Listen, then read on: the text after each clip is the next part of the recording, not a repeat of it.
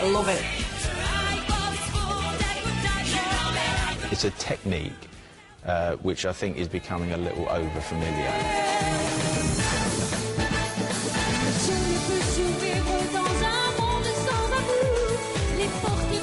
I've often thought sometimes key changes are put in because the song hasn't gone anywhere.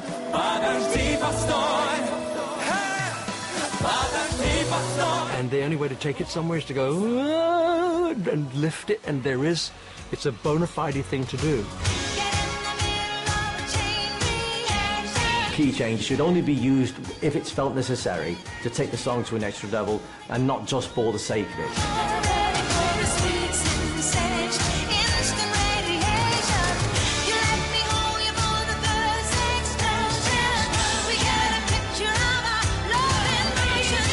There are songs like we did with Diana Ross called Chain Reaction, which is about 7 key changes. Every chorus is a key change.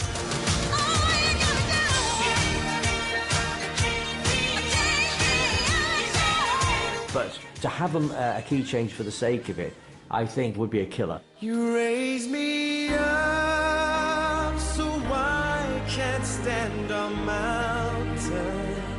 You got bands like Westlife where like, every song's got it in, and I keep thinking it must be so inconvenient, all that sitting down and standing up. Yes, but they do it so well. So I suppose once you've stood up, then you've got to sit down again in order to get up again. The thing to do is have a song that's not boring and does actually already have its own lift, and therefore the key change is irrelevant. I can, I will, I know I can untie these hands. We thought about a key change for this song, but we believed it doesn't need that. Won't be the last to be reunited, no. You're crazy if you think I'm going to do a key change. I mean, it's high enough as it is. I think I'm at my top range. I have to really belt it. Untie these hands. Get back. Oh, I can, I will, I know. No key change. No. Right, I think we're agreed then. No key change. But what we do need is a big finish. Or as we say in Eurovision, a boom, bang, a bang. Perhaps something like these.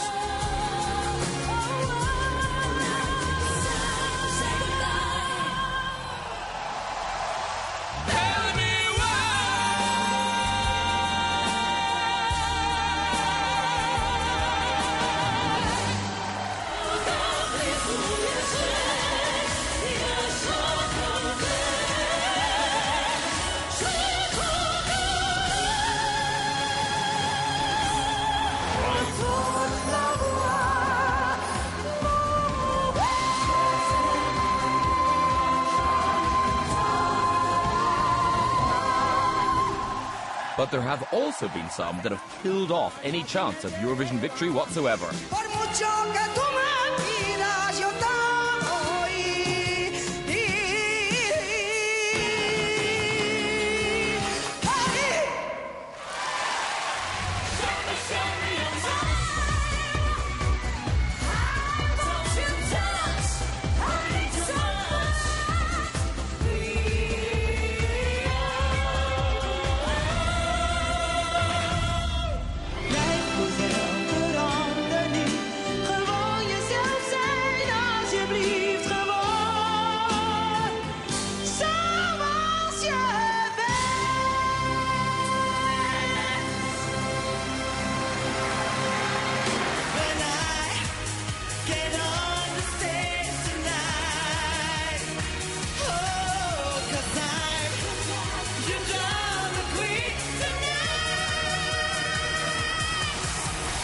I think it's really important at Eurovision to have a massive finish so that the last note is how people remember you by. It's important to have some big moment where, you know, the drums come in. For me, the best songs are not necessarily the ones with the big pyrotechnics at the end where everyone goes, ugh. I think it's just building the song so that by the end of it, you go, yes, at the TV.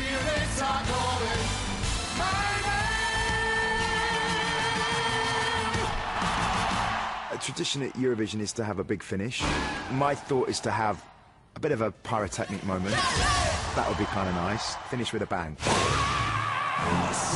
Okay, Eurofans, so those are your 6 easy steps to song contest domination. I think Blue have got it. Big moments that just thrill you. You've chosen the all-important song style, then written the ultimate in memorable tunes. Single done. Your chorus is a soaring treat, and your staging lets everyone know you mean business. Key change? Well, don't think we'll bother with that, because this isn't the 80s. And finally, your big finish should push everyone right over the top. But now, for Blue, the hard work begins. It's time to hit the road and let everyone know that they're back. There's do's and don'ts for doing the Eurovision Song Contest, and one of the big do's is to publicise the song itself, not only within the UK, but also Europe. During the early 2000s, Blue were colossal across Europe, selling over 13 million records in the process. I think the fact that Blue are well known and popular around Europe may help us a lot. Get out there, do it, spread the word about Blue. Blue need to remind everyone across Europe quite why they loved the Blue sound in the first place. First stop, Malta. Hey Malta, thank you. We're really excited to be here. It's our first time in Malta. Hello to all the Malta people. Maltesers! We've got a really good reaction, haven't we, from the Malta people already, from the Maltese. We just arrived here, but now what we need to do is turn this reaction into points. So come on Malta, 12 points for the UK. Tonight, it's on. The boys are in town to play at Malta's Eurovision qualifying event. Although as guest performers there will be no competitive pressure on Blue, the whole evening is being broadcast countrywide, and this will be their first live performance in Europe since reforming. That was amazing, just to come outside, first time in like 5-6 years, and we were in an airport and there's fans waiting for us, you know what I mean? Yeah. Brilliant. We're positive, man, and let's see what happens tonight, eh? Yeah. Preparations are well underway for tonight's big event. The boys are to play one of their classic hits and will be sharing the limelight with such luminaries as last year's Malta entry, Thea Garrett, and her bizarre seagull accomplice.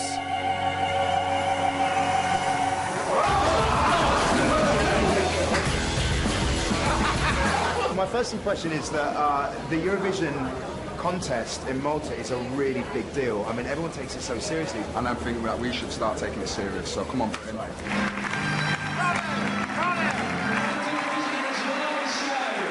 I feel like the Queen. I didn't know Leo Sayer was on the judging panel. After checking out the competition, it's time to get serious. Today we are going to do one of our biggest tracks that was big over here in Malta, which was If You Come Back. We decided not to sing out the Eurovision song like I can tonight. We want the first performers to be in Britain. 1, 2, 3, 4. As the boys prepare to hit the stage, there's time for reflection. You know what, it's really good to remember where you come from, do you know what I mean, and appreciate everything, so this is one of them moments. You're still getting nervous like 10 years on. It's still worth doing it. Still worth doing it, man. What's the key? What's the first note? Baby, can you feel me? That's it. Lads, we're on.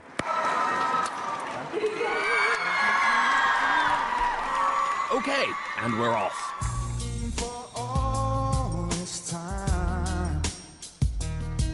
It's soon apparent that something's not right. The boys' earpieces are playing up, and they are under-rehearsed. Being off colour is not the start Blue were looking for in their Eurovision push.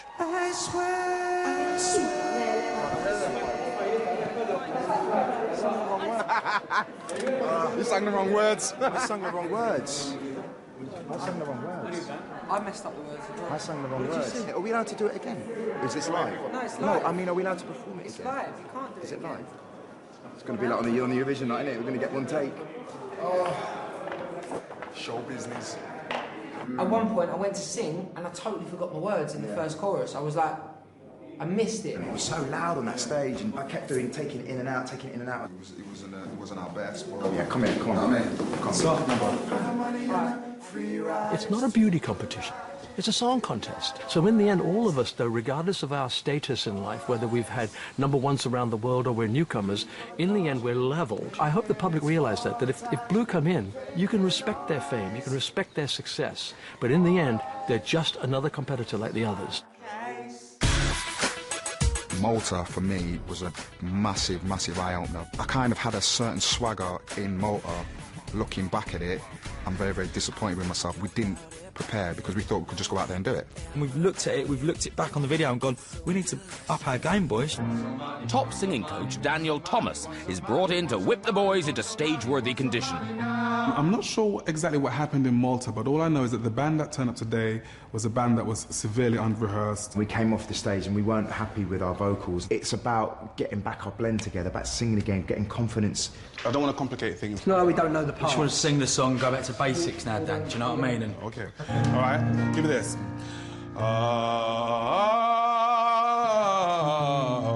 Your vocal is a muscle, so it's training that muscle again to get it strong and to get the blend, training your ears to sing again with each other. 1, 2, 3, and ha. started rehearsing with Daniel, the vocal coach, and he had us running on the spot. I was like, are you having a laugh?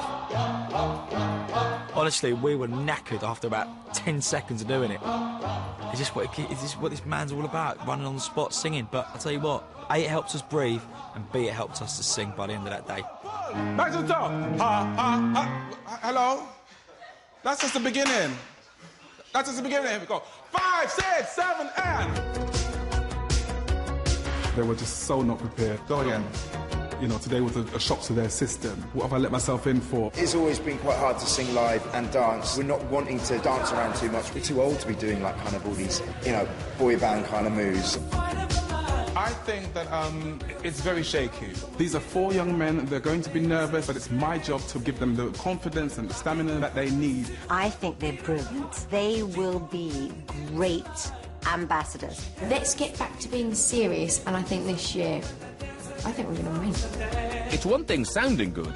The boys also need to look the part as well.